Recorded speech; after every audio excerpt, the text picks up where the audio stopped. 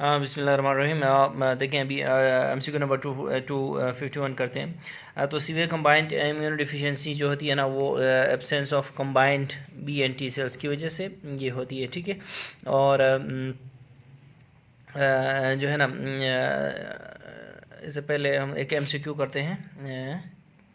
आप पहले ये MCQ देख लें। ये देखें, जो है ना, ventral spinothalamic tract crude touch and pressure लेके जाता है। Lateral spinothalamic tract pain and temperature. इसको याद रखने के लिए देखें, लेटरल जो पैलेट, ठीक है, पैलेट बोलते हैं ना, पैलेट को पैलेट बोलते हैं कुछ लोग। तो pallet pain, T temperature and lateral, ठीक है। ये इसको यहाँ से देख लें, पी ए पेन, ठीक है, और लेटरल एल लेटरल, और टेम्परेचर इसको पैलेट याद रखें लेटरल से। ये हो गया।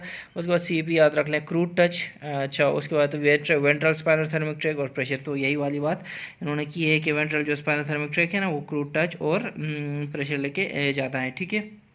ये जो है, ये हमने पहले भी पढ़ा हुआ है, और ये भी हमने पढ़ा हुआ है। अपोवेलिंग शॉक में ब्लड लॉस होता है रिकेट्स में, ठीक है, ये भी हमने पढ़ा हुआ है।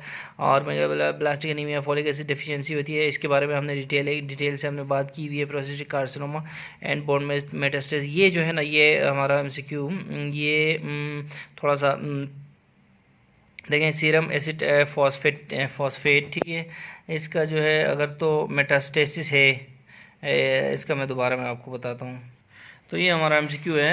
MCQ हमारे पास है कि जो प्रोस्टेट कार्सिनोमा जो है, बोन मेटास्टेसिस, ठीक है, तो ये इसमें लिखा हुआ है सीरम एसिड फॉस्फेट, ठीक है ना। क्या इसका ये मतलब है कि अगर प्रोस्टेटिक कार्सिनोमा बोन्स में मेटास्टेसिस कर जाए तो सीरम में क्या रेज होगा, सीरम एसिड फॉस्फेटेस? ये सवाल सॉल्व करने के लिए हम देखते हैं, ये हमारा ये जो पेज नंबर 639 पे फर्स्ट एड में हमारा जो पैराग्राफ है, ठीक है। तो इसको हमने समराइज़ किया है। सबसे पहले common in man 50 years of old, ठीक है, इसको हमने समराइज़ कुछ इस तरह से किया है कि ये देखें, प्रोस्टेट कार्सिनोमा जो होता है ना, ये 50 ईयर्स से ज़्यादा जब पेशेंट्स होना, तो उनमें चांसेस होते हैं। उसके बाद पोस्टीरियर और पेरिफेरल लोब, पोस्टीरियर लोब को पेरिफेरल जोन कहते हैं, ठीक है, याद रखें। पोस्टीरियर लोब को पेरिफेरल जोन बोलते हैं। ये देखें, यहाँ पे आपको मैं बताता हूँ, पोस्टीरियर लोब को पेरिफेरल जोन बोलते हैं, ठीक है। इसके अलावा देखें, जो most frequently diagnosed by prostatic carcinoma, most frequently diagnosed by increased level of PSA, prostate specific antigen and needle core biopsies, ठीक है, subsequent needle core biopsies करते हैं, ठीक है। उसके बाद यूजफुल ट्यूमर मार्कर्स क्या हैं? प्रोस्टेटिक एसिड फॉस्फेटेस, ठीक है, ये ट्यूमर मार्कर है, और प्रोस्टेट स्पेसिफिक एंटीजन, ठीक है, ये दोनों यूजफुल ट्यूमर मार्कर्स हैं, ठीक है ना। याद रखें, increase prostate specific antigen with decreased fraction of free prostate specific antigen, ठीक है, ये यानी increase total prostate specific antigen, decreased free PSA, ठीक है। तो ये होना चाहिए उसके लिए, ये ट्यूमर मार्कर है, ठीक है। Increase free PSA, increased PSA with decrease fraction of free PSA, ठीक है। अच्छा, bone metastasis indicated by serum alkaline phosphatase, ठीक है, साफ, ठीक है ना, सीरम अल्कलाइन फॉस्फेटेस, ये हो गया। और जो बोन मेटास्टेसिस है, प्रोस्टेटिक स्पेसिफिक एंटीजन भी रेज्ड हो, तो ये इंडिकेट करता है, ठीक है। इसके अलावा देखें, जो मेटास्टेसिस होती है ना, वो थ्रू वर्टिब्रल प्लेक्सस होती है, इसको बेटसन्स प्लेक्सस भी बोलते हैं, ठीक है ना, को बेटसन प्लेक्सस भी बोलते हैं। अच्छा, ये तो हमारी समरी हो गई प्रोस्टेट की अकॉर्डिंग टू दिस पेज, ठीक है। लेकिन इस पूरे उसमें एसिड फॉस्फेटेजिस कहाँ हैं, कहाँ लाई करते हैं? तो मतलब हमारे क्वेश्चन के हिसाब से तो एसिड फॉस्फेटेजिस तो लाई करते हैं मोस्ट फ्रीक्वेंटली डायग्नोस्ड बाई वाले यूजफुल ट्यूमर मार्कर्स में, ठीक है। ये देखें, यूजफुल ट्यूमर मार्कर्स में हमने एसिड फॉस्फेटेसिस, लेकिन यहाँ पे हमारा जो MCQ है ना, वो थोड़ा सा डिफरेंट है। थोड़ा सा डिफरेंट इसलिए है कि यहाँ पे तो हमने एसिड फॉस्फेटेसिस प्रोस्टेटिक देखे हैं, PAP, ठीक है, जैसे कि यहाँ पे है।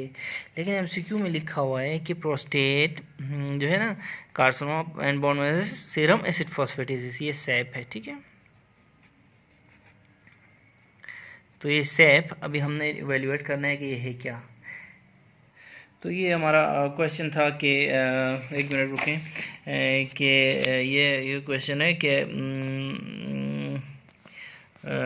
ये देखें कि prostatic carcinoma in bone metastasis serum acid phosphate, ये क्वेश्चन है ना, इसका आंसर इन्होंने ये लिखा हुआ है। लेकिन हम देखते हैं यहाँ पे अगर हम देखें तो वो ये हमारी पैथोमा है। पैथोमा में देखें इस जगह में spread to the spine and the pelvis leads to low back pain, increases serum alkaline phosphatase, increases prostate specific antigen, increases prostatic acid phosphatases. ये सारे रेज होते हैं, याद रखें, ये सब के सब रेज होते हैं जब मेटास्टेसिस टू द बोन होती है, ठीक है। इसके अलावा प्रोस्टेट के बारे में कुछ चीज़ें मैं आपको दोबारा बताता चलूँ कि देखिए प्रोस्टेट जो होता है ना, cancer posterior aspect of the prostate, posterior aspect of the prostate जो होता है ना, वो पैल्पेबल होता है डीआरई में, ठीक है। इसके अलावा नीचे आ जाए कुछ बातें मैं आपको यहाँ से बताता जाता हूँ, और पैल्पेबल होता है। और इसके अलावा बिनाइन प्रोस्टेटिक हाइपरट्रॉफी में भी पीएसए लेवल हाई हो सकता है, लेकिन एक खास रेंज से ज़्यादा हाई नहीं होता, ठीक है ना। अच्छा ये छोड़ें, उसके बाद इधर आ जाएँ, इधर देखें prostate specific antigen is often slightly elevated, usually less than 10 Ng due to increased number of glands. ये नंबर ऑफ ग्लैंड्स बढ़ते हैं तो पीएसए भी बढ़ता है, ठीक है। PSA is made by prostatic glands and liquefies semen, ठीक है। अच्छा उसके बाद देखें अल्फा-1 एंटागोनिस्ट जो हैं ये टेराजोसिन वगैरह ये इसके ट्रीटमेंट में शामिल होते हैं। और उसके बाद देखें prostate carcinoma, malignant proliferation of prostatic gland को प्रोस्टेटिक एडिनोकार्सिनोमा कॉमन कहते हैं, मोस्ट कॉमन कैंसर होता है मैन में। और उसके बाद prostatic carcinoma is mostly silent, ठीक है ना, और hence does not produce urinary symptoms early, ठीक है। साइलेंट होता है, यूरिनरी सिम्टम्स अर्ली नहीं प्रेजेंट करता, क्योंकि इसका पेरिफेरल जोन या पोस्टीरियर लोब इसका इन्वॉल्व होता है। और डीआरई में ठीक है ना 50 ईयर्स के बाद डीआरई वगैरह करा गए या प्रोस्टेट पीएसए करा गए, स्क्रीनिंग की जानी चाहिए प्रोस्टेट स्पेसिफिक एंटीजन की, ठीक है। Normal serum PSA level increase with age due to BPH से 2.5, ठीक है ना, 40 से 50 साल के एज में 2.5 होना चाहिए पीएसए, और 70 से 80 साल में 7.5 तक ये बीपीएच में रेस हो सकता है, 7.5 तक, ठीक है, उससे ज़्यादा नहीं, ठीक है। PSA level greater than 10 is highly worrisome at any as, ये याद रखें, greater than 10 is highly worrisome at any as, ठीक है। और उसके बाद ये देखें कि डिक्रीज़, ये बहुत इंपॉर्टेंट है, decrease percentage of free PSA is suggestive of cancer. Free PSA जो है ना, ये इसकी कम percentage decrease PSA of free PSA is suggestive of cancer, ठीक है। कैंसर मेक्स बाउंड पीएसए, ठीक है। तो कैंसर जब होता है तो ये पीएसए बाउंड होता रहता है, ठीक है, ये बाउंड होता है तो जो फ्री पीएसए कम पाया जाता है। तो जब फ्री पीएसए कम पाया जाता है ना तो वरीसम है ये। उसके बाद ग्लिसन स्कोर किया जाता है इसका, ठीक है, higher score suggest worse prognosis. तो हमारा जो क्वेश्चन है ना ये यहाँ पे लाई करता है आंसर के spread to the spine and pelvis through, ठीक है ना, vertebral plexus, low back pain, serum alkaline phosphatase raise होता है, पीएसए भी रेज होता है डेफिनेटली, और प्रोस्टेटिक एसिड फॉस्फेटेज भी रेज होते हैं, तकरीबन हर चीज़ रेज होती है, ठीक है। अच्छा उसके बाद आ जाएँ नेक्स्ट क्वेश्चन हमारा, estrogen will not increase the risk of carcinoma of the gall bladder and of the ovary, ठीक है। अच्छा उसके बाद चलें ये भी एक क्वेश्चन है। तो प्रोस्टेट के बारे में एक और प्रोस्टेट के बारे में चीज़ है, वो ये कि जो प्रोस्टेट का फीमेल एनालॉग होता है ना, वो देखें प्रोस्टेटिक ग्लैंड मेल में होता है ना, और फीमेल एनालॉग, ये दोनों यूरोजेनिटल साइनस से बनते हैं, वो है urethral and periurethral glands. Prostatic gland है ना, तो इसीलिए urethral and periurethral glands of Skene ये फीमेल में होते हैं प्रोस्टेट की जगह में, ठीक है ना, तो ये आपने याद रखना है। तो ये एस्ट्रोजन के बारे में ये देखें पेज नंबर हमारा जो है 641 में कुछ लिखा हुआ है, ये देखते हैं पढ़ते हैं। तो ये देखें एस्ट्रोजन इसका एथिनाइल एस्ट्राडायोल भी बोलते हैं, डायथाइल स्टिलबेस्ट्रोल भी बोलते हैं, मेन्स्ट्रोल भी बोलते हैं, मेस्ट्रानोल भी बोलते हैं, ठीक है, मेस्ट्रानोल, ठीक है। ये एस्ट्रोजन के डिफरेंट ठीक है फॉर्मुलेशंस हैं, ठीक है। मैकेनिज्म ऑफ एक्शन क्या है, बाइंड करता है एस्ट्रोजन रिसेप्टर्स के साथ। क्लिनिकल यूज़ हाइपोगोनाइसिज्म में, ओवेरियन फेलियर में और हार्मोन रिप्लेसमेंट थेरेपी में एस्ट्रोजन यूज़ होता है, और मेंस्ट्रुअल एब्नॉर्मलिटीज़ में यूज़ होता है, ठीक है। अच्छा होता क्या है कि एडवर्स इफेक्ट्स इसमें एंडोमेट्रियल कैंसर करता है, बहुत ज़्यादा इसका रिस्क होता है, ठीक है। When given alone without progesterone, ठीक है, व्हेन गिवन विदाउट प्रोजेस्टेरोन ये क्या करता है, रिस्क ऑफ एंडोमेट्रियल कैंसर। उसके बाद bleeding in post menopausal women कर सकता है, पोस्ट मेनोपॉज में ब्लीडिंग नहीं होती लेकिन एस्ट्रोजन दो तो ब्लीडिंग कर सकता है, वो तो वैसे भी जो है ना प्री मेनोपार्सी के पे जो छोटे बच्चियाँ होती हैं उनमें भी ये ब्लीडिंग करा सकता है एस्ट्रोजन दिया जाए तो। Clear cell adenocarcinoma of the vagina in females expose to diethylstilbestrol in utero. जो बच्चियाँ अगर माँ की पेट में अगर DES को एक्सपोज हों तो उनको एडिनोकार्सिनोमा ऑफ द वेजाइना करा सकता है, ठीक है, ये भी याद रखें। और इंक्रीज रिस्क ऑफ थ्रोम्बाई, ठीक है, थ्रोम्बाई भी करा सकता है, आपको याद है ना, हमने पढ़ा था गायनी में, estrogen increase risk of thrombi करता है, ठीक है। अच्छा, कंट्राइंडिकेशंस ऑफ एस्ट्रोजन यूज़ में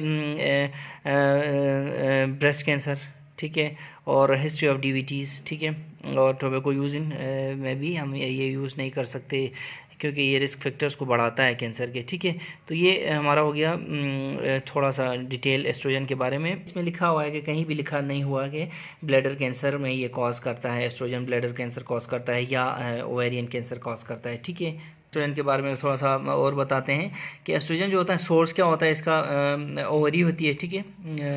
और ये देखें ओवरी से 17 बीटा एस्ट्राडियोल, बीटा मतलब 2 ओवरीज हैं तो बीटा वाला ये इसमें ओवरी से निकलता है, ठीक है। प्लेसेंटा से एस्ट्रायोल निकलता है और उसके बाद एडिपोज टिश्यू से एस्ट्रोन निकलता है, ठीक है, एस्ट्रोन, ठीक है ना, एस्ट्रोन टिश्यू से निकलता है, ठीक है। तो पोटेंसी के हिसाब से एस्ट्राडायोल डायोल जो है डायोल ये भी ज़्यादा पोटेंट है, जो डाई 2 ओवरी से निकलता है। एस्ट्रोन फिर